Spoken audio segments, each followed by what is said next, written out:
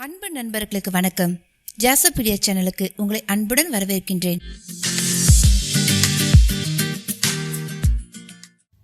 இன்னைக்கு நாம அனுமன் கதையோடைய 52வது அத்தியாயத்தை தான் கேட்க போறோம். கதைக்குள்ள போகிறதுக்கு முன்னாடி என்னுடைய சேனலை நீங்க இதுவரை சப்ஸ்கிரைப் பண்ணலனா சப்ஸ்கிரைப் பண்ணிடுங்க. அப்படியே மறக்காம பக்கத்துல இருக்க அந்த பெல் ஐகானை பிரஸ் பண்ணுங்க. சரி, வாங்க நாம கதைக்குள்ள போகலாம். அத்தியாயம் 52. பாதாள லோகத்து வண்டுக்குள் ராவண சகோதரர்களின் உயிர்நிலை பெற்றிருக்கும் ரகசியத்தை நாகக்கணி மூலம் அறிந்து கொண்ட அனுமன் அடுத்து மகரஜ் வஜனை தான் பார்த்தான். ஐயனே, தங்கள் பார்வையின் பொருள் புரிகிறது.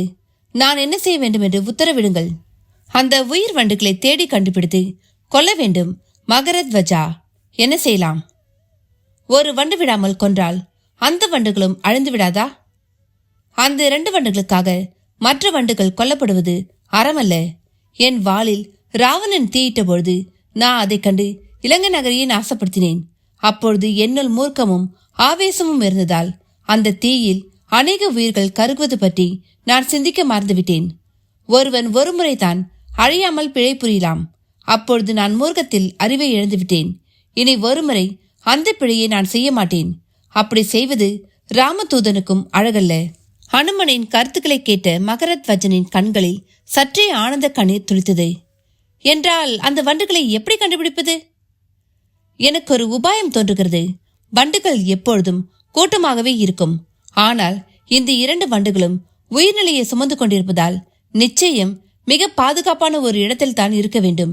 எனவே எங்கு 2 வண்டுகள் மட்டும் தனியே இருக்கிறதோ அவையே ராவணாதி வண்டுகள் என்று உணரலாம் என்ற அனுமன் அடுத்த நொடியே தன் அனிமா சித்தியால் ஒரு வண்ணம் போன்ற சிறு வடிவிற்கு மாறினான். பாதாள யோகம் முழுக்கவும் பறந்து அந்த 2 வண்டுகளையும் தேடத் தொடங்கினான். அனுமனின் அணிப்பும் முனைப்பும் வீண் போகவில்லை. அந்த 2 வண்டுகளும் பாதாள லோகத்தின் ஒரு மலர்வனத்தில் மலர்களின் தேனை குடித்தபடி உற்சாகமாக பலம் வந்து கொண்டிருந்தன. அங்கே மற்ற வண்டுகளை அந்த வண்டுகள் நுழைய விடவில்லை. அதை வைத்தே அந்த வண்டுகளை ராவணாதியர்களின் உயிர் பொதியை சுமப்பவை என்பதை தெரிந்து கொண்ட அனுமன் தன் பழைய வடிவை எடுத்து அவற்றை பிடித்தான். 2 வண்டுகளும் இதை துளியும் எதிர்பார்த்திராத அதிர்வில் அலறி துடித்தன. ஆனால் அனுமன் துளியும் தயங்காமல் 2 வண்டுகளையும் நசுக்கி கொண்ட மாத்திரத்தில் ராம லட்சுமணர்களோடு யுத்தம் புரிந்து கொண்டிருந்த மயில் ராவணனும் ஐராவணனும் சுருண்டு விழுந்து இறந்தனர். ராமனும் லட்சுமணனிடம் அனுமன் இவர்களின் உயிர்நிலைகளை அழித்துவிட்டான். அதன் எதிரொலிதான் இது என்றான். அனுமனும் உற்சாகமாக ராம லட்சுமணர்களிடம் வந்து நடந்ததை கூறி முடித்தான். தன் செயலுக்கு பேருதவியாக இருந்த மகரத்வஜனை அனுமன் பாராட்டி மகிழ ராமன் மகரத்வஜனையே பாதாள லோகத்துக்கு அரசனாக முடிசூட்ட செய்தான். அதே வேளையில் வண்டுகளிடம்தான் உயிர் பொதி உள்ளது என்கிற ரகசியத்தை கூறிய நாகக்கண்ணியிடம் ராம லட்சுமணனுடன் ராமனின் பத்னியாக விரும்பிய அவளுக்கு இந்த ஜென்மத்தில் அதற்கான சந்தர்ப்பம் இல்லாததையும் தர்மத்தை நிலைநாட்டவென்றே உள்ள இந்த அவதார நோக்கே ஏகபத்னி விரதனாய் வாழ்வதுதான் என்பதையும் கூறிய ராமன், உன் விருப்பம் வரும் ஜென்மங்களில் ஈடேறும் என்றான். ஒரு வழியாக அனுமனால் ராம லட்சுமணர்கள் மயில் ராவணன் ஐராவனிடமிருந்தும் பாதாள உலகில் இருந்தும் விடுபட்டு திரும்ப இலங்கை கரைக்கு வந்து சேர்ந்தனர். அவர்களையும் அனுமனையும் காணாத சுக்ரீவனும் அவன் படையினரும் மூவரையும் பார்த்த பின்பே நிம்மதி அடைந்தனர். பதறி போயிருந்த விபீஷ்ணனும் ஓடி வந்து ராம லட்சுமணர்களை பார்த்து, எங்கே என் சகோதரனின் சூது உங்களை வென்றுவிட்டதோ என்று அஞ்சினேன் என்றான். அப்படியே மயில் ராவணனையும் ஐராவணனையும் வெல்வது தங்களுக்கு ஒரு பொருட்டில்லாத நிலையில் இத்தனை காலம் எடுத்துக்கொண்டது ஏன் என்றும் கேட்டான். விபீஷ்ணா, நீசர்களையும் மாயாவிகளையும் அழிப்பதற்கு என் வரையில் நொடிகள் போதுமானவை. அப்படி நான் செயல்பட்டிருந்தால் அனுமனின் சாதுரியம் விளங்கியிருக்காது. அது மட்டுமல்ல, அனுமனுக்கும் மகரத்வஜனுக்கும் தொடர்பு ஏற்பட்டு அவனும் பாதாள உலகிற்கு அரசனாக ஆகியிருக்க முடியாது. ஒரு நாகக்கணிகைக்கும் விமோசனம் பிறந்திருக்காது. அனைத்திற்கும் மேல் தங்கள் பிராணனை கோழைகள் போல் 2 வண்டிகளிடம் வைத்து பாதுகாத்தவர்களை என் பானத்தால் வீழ்த்துவது என்பது என் பானத்துக்கே இழுக்காகும்.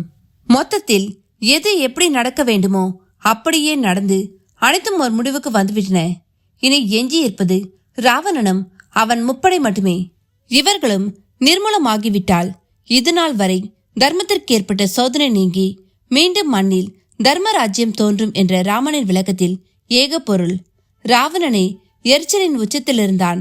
மயில் ராவணனும் ஐராவணனும் உயிரோடு இல்லை. அவர்களும் சம்கரிக்கப்பட்டார்கள். அதுவும் அனுமனால் என்கிற செய்தி அவன் 10 தலைகளின் மேல் இடி விழுந்தது போல் இருந்தது. இவ்வளவுக்கு பிறகும் அவனுக்கு புத்தி வரவில்லை என்பதுதான் கொடுமை. புத்தி வந்துவிட்டால் ஒன்று அவன் திருந்த வேண்டும், அல்லது சீதையை ஒப்படைத்துவிட்டு எங்காவது சென்றுவிட வேண்டும். இரண்டுமே அவன் இதுநாள் வரை வாழ்ந்த வாழ்க்கைக்கு சாத்தியமாகாத விஷயங்கள். எரிக்கு ஆளாகும் பொருட்கள் எப்படி சாம்பலாவது என்பதுதான் அதன் முடிவோ. அதுபோல ராவணன் போன்ற மாபாவிகளுக்கு படப்பட ஆவேசமும் ஆத்திரமும் தான் அதிகரிக்கும். அப்பொழுது தானே சாம்பலைப் போல அவந்து அடங்க முடியும். எனவே தன் முப்படையை இறுதியாக கட்டவிழ்த்து விட்டான். இந்த படையினரும் மாயமறிந்தவர்கள். ஒன்றை 10ஆக காட்ட வல்லவர்கள். களத்தில் காட்டினார்கள். ராமனும் அதுவரையில் தொடுத்திராத மோகனா சாஸ்திரத்தை தொடுத்தான். அது அவ்வளோ பேருக்கும் நேர் எதிரில் ராமனை காட்டிற்று.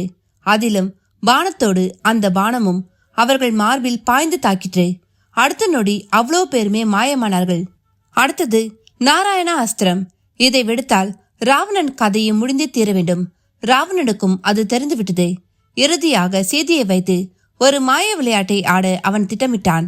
சீதையைப் போலவே ஒரு மாயப்பெண்ணை உருவாக்கி அவளை ராம லட்சுமணர் முன் இழுத்து வந்தவன். உன்னால் தானே இத்தனை பாடுகளும், நீ அழிவாயாக என்று தன் வாளால் வெட்டி வீழ்த்தினான். அந்த காட்சியை ராமனையும் அனுமனையும் தவிர ஒருவராலும் ஜீரணிக்க முடியவில்லை. லட்சுமணனுக்கு மயக்கமே வந்துவிட்டது. ஐயோ, இதற்கா இத்தனை பாடுபட்டோம் என்று குமரியபடி மயங்கியவனை தெளிவித்த அனுமன், இளவலே பேதரைக்காதீர், இது ராவண மாயை. ராவணனால் மாதாவை தீண்ட முடியாது. முடிந்திருந்தால் அசோகவனத்தில் சிறை வைத்து தினம் சென்று கெஞ்சிட தேவையில்லை. நான் இலங்கையை தீயிட்டு கொளுத்திய பொழுது அவ்வளவும் கருகிவிட்ட நிலையிலும் மாதாவின் அநேகமான இயற்கையை மட்டும் அக்னி தேவன் தீண்டவே இல்லை. அக்னி தேவனாலேயே நெருங்க முடியாத தவச்சுடராகத்தான் மாதா திகழ்ந்தார். எனவே ராவணனால் ஒரு நாளும் மாதாவை தீண்டவே முடியாது என்றான். ஆம் லட்சுமணா, அனுமனின் கூற்று 100க்கு 100 உண்மை என விபீஷ்ணனும் ஆமோதித்தான். இவ்வேளையில் என் சகோதரனின் ஒரு சாபம் குறித்து நீங்கள் அறிய வேண்டியுள்ளது ஒன்று உள்ளது என்ற அந்த சாப கதையை கூறத் தொடங்கினான். என்ன நண்பர்களை, கதையை கேட்டீங்களா? இந்த கதையோட தொடர்ச்சி உங்களுக்கு அடுத்த பாகமா வரும். அதுவரை இந்த கதையை கேட்டுட்டு உங்களுடைய கருத்துக்களை பதிவிடுங்க. லைக் பண்ணுங்க, உங்க நண்பர்களுக்கும் ஷேர் பண்ணுங்க. நன்றி, வணக்கம்.